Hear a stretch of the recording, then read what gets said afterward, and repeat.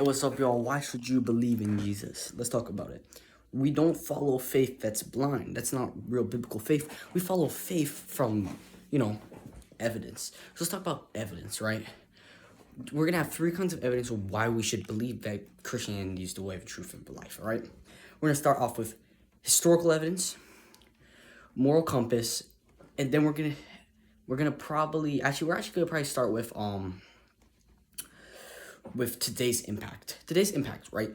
Our morals actually derive from Christianity. Actually, a lot of them, right? Including with our laws and even how we built up our country and other countries alike. Is that Christianity's pushed us very far with the death and resurrection of Jesus Christ. The same way that this was very real and this very much did impact people in such a way that it helped us do these things. So it's more likely that they did all these things out of a lie and people died out of lies, or that these were truth, especially from the people who were claiming it was true and claimed they saw with their own two eyes, especially the people who people claim made up the lie, right? Like the apostles. So we can look at that. But that definitely doesn't make it 1,000,000%, right? There's other religions with, today's worldview that helps us push today. For example, a lot of countries in Middle Eastern, Islam helped them, right? And Hinduism also has pushed some countries in Middle Eastern as well.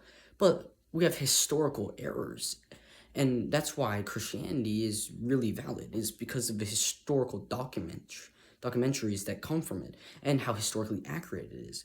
For example, Hinduism, there's not many historical manuals. There's a lot of it's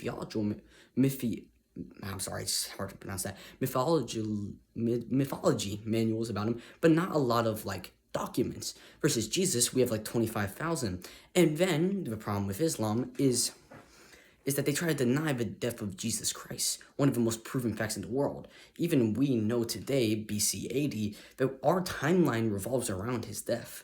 And a lot of things around us do as well. That's why the whole affecting today's life matters so much. Understand that his death was very real. So the historicalness of Jesus Christ matters a lot, and even of the old world. For example, the prophets and even the things that they talked about and the places they talked about are all historical, right?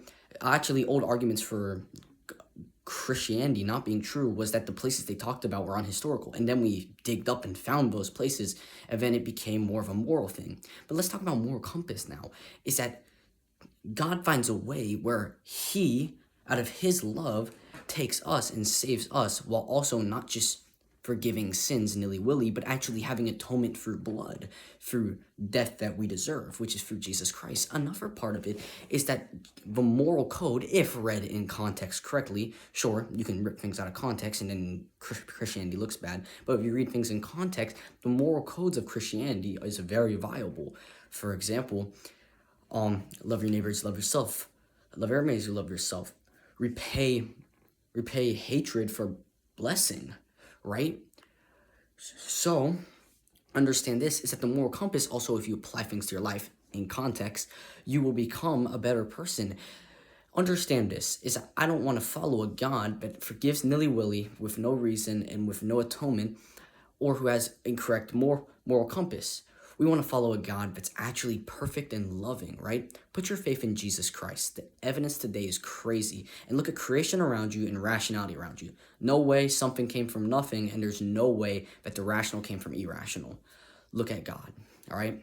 There's no way that God isn't eternal. Think about it. He's not physical, which means he doesn't take up space, doesn't take up matter, and he's outside of the universe, doesn't take up time. If we just look contextually, we see that he's most likely out of time, and he was the first and the last.